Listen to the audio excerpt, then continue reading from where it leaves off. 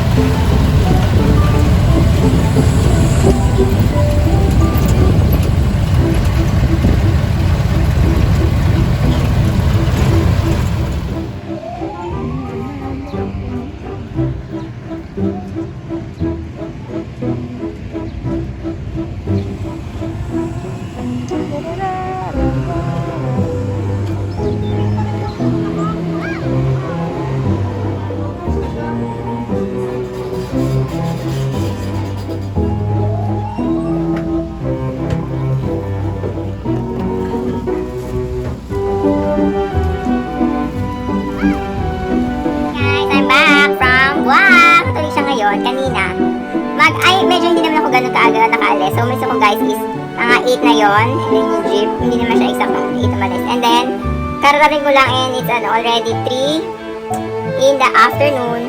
So, yon. May mga binili lang ako ng mga essentials and may mga errands na ako binuntahan and then yun, nagtanghalian, nag-withdraw.